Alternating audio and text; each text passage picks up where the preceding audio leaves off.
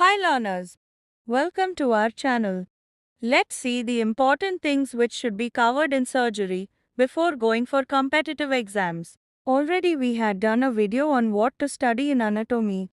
Link has been given in description. Kindly check out that video if you have not yet seen. Now let's get started. Before going into this, we'll see how many questions will be asked from surgery probably. According to calculation done with the previous question papers of competitive exams, nearly 7 to 8% of questions will be from surgery minimum. Now, what to study in surgery? How do we cover those maximum questions within the short span of time? We'll see. Most commons are always most important to study. For example, most common site of diseases, most common type in India, most common type in world, most common in female or male, most common organism causing the peculiar disease, most common people get affected in a disease, most common presenting symptom in a disease, most common sign in a disease, most common deformity, most common complication. They are having high valuable points in notes.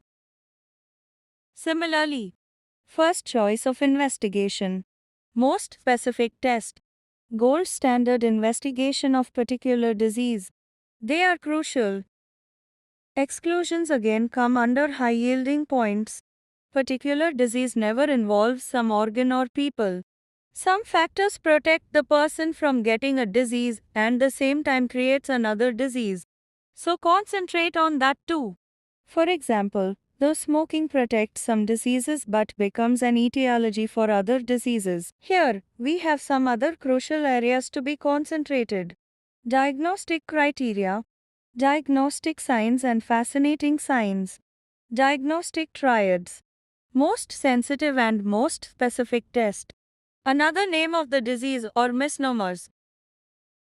Though we should concentrate on all portions of the curriculum, some areas of are highly important.